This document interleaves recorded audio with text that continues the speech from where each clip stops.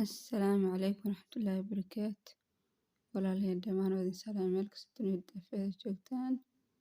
Maanta waxaan rabaa inaan ka hadlo Soomaaliya doorashadeeda.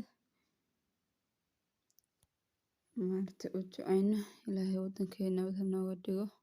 Ilaahay Soomaaliya nabad ha ka dhigo. Ilaahay wixii cadowgana dhinaca ka qabo. Ilaahay madaxweynaheena soo celi farmaajo mar labaad. Ana farmaajo taageersanahay. Wadanka wuxuu qabtaa la yaabee. Ilaahay farmaajo mar labaad soo celi. Ilaahay wadankeena hagaaji. Ilaahay wixii cadowga ka qabo iyo ku u shaqeeyo. Ilaahay farmaajo mar labaad soo celi.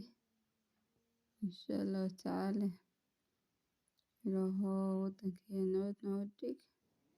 Ilaahay madaxweynaha farmaajo mar labaad soo celi.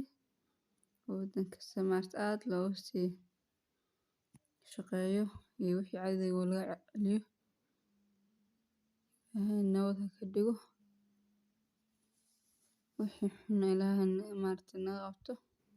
Ilaahay wadankeena cadowga ka qabo. Naga danaysanaya inta burbur ku jirno.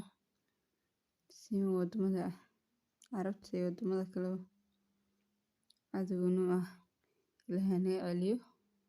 Ilaahay wixii xun naga qabto. Ana madaxweynaha farmaajo taageersanahay. Ilaahay mar labaad ha soo celiyo insha Allah tacaala.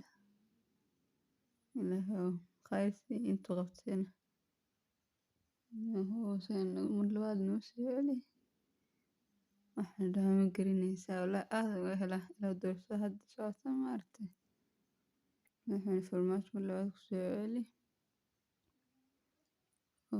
Wadankeena wax cadow ku jiro dhan Ilaahay ka saar insha Allah. Baritaan Ilaahay meesha ugu fiican wadankeena gaarsii. Allahumma amiin. Allahumma amiin. Qof kasta horta.